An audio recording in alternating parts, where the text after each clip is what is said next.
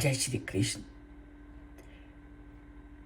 जब अर्जुन ने पुनः श्री कृष्ण को उसी सौम्य रूप में देखा तो वह कहने लगे कि अब मैं सचेत अवस्था को प्राप्त हुआ हूँ, मेरा धैर्य लौट आया है और मुझे एक अद्भुत आनंद की प्राप्ति हो रही है।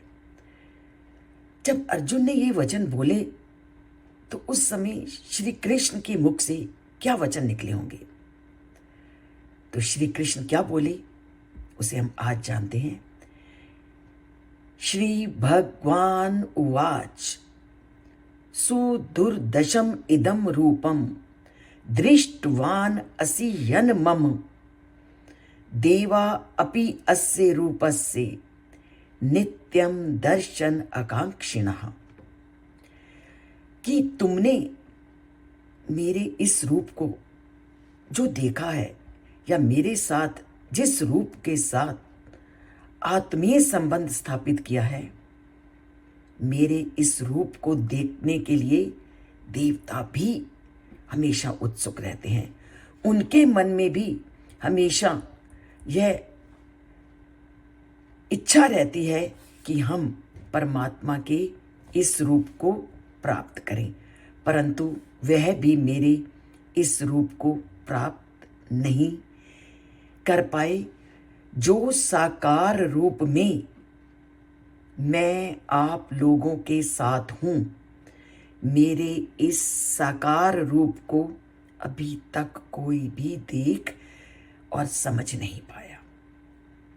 हे अर्जुन, ये मेरा जो साकार रूप है जिसके साथ मैं तुम्हारे साथ रहता हूं, मेरे इस साकार रूप को केवल आप ही देख पाए हैं। देवता हमेशा मेरे इस साकार रूप को देखने के लिए उत्सुक रहते हैं, परंतु वह भी मेरे इस रूप को नहीं जान पाए, नहीं देख पाए। अर्थात श्री कृष्ण के दो भुजाओं वाले रूप को, दो भुजाओं वाला रूप श्री कृष्ण का साकार रूप है और उनके इन दो भुजाओं वाले रूप को देवता देखना चाहते हैं। पर श्री कृष्ण अर्जुन को समझाते हुए कहते हैं कि मेरे इन दो भुजाओं वाले रूप को अभी तक किसी देवता ने नहीं देखा जिस रूप को तुम देख रहे हो। और आगे भी वो इस तथ्य को कैसे स्पष्ट करते हैं वो हम अगले श्लोक में जानेंगे।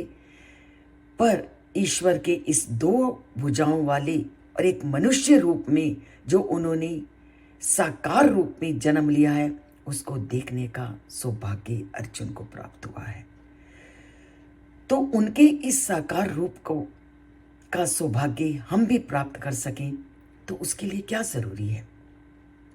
उसके लिए जरूरी है उनके मुख से निकली वाणी को समझना। उनसे मुख से निकली वाणी क्या है?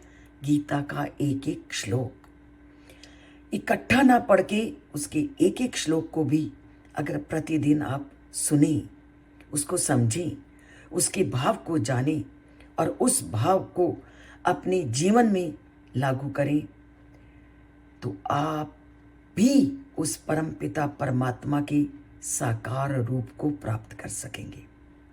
तो इसके लिए गीता के श्लोकों को सुनने के लिए, उसके अर्थ को जानने के लिए आपको जो हम रोज एक पूरा श्लोक लिख करके भेजते हैं और उसको बोल करके जो आपके रोज भेजते हैं, उसको कृपया सुनने का प्रयत्न करें। सुन नहीं सकते तो पढ़ने का प्रयत्न करें और उस ईश्वर के साकार रूप को समझने का सौभाग्य प्राप्त करें। तो ईश्वर के साकार रूप को जानने का सौभाग्य प्राप्त करना है तो चैनल को लाइक कीजिए और उसके अगर सब्सक्राइब नहीं किया तो उसको एक बार जरूर सब्सक्राइब कर दीजिए। तो ईश्वर के साकार रूप के ना चाहते हुए भी हम उसके श्लोकों को सुन पाएंगे। जय श्री कृष्ण।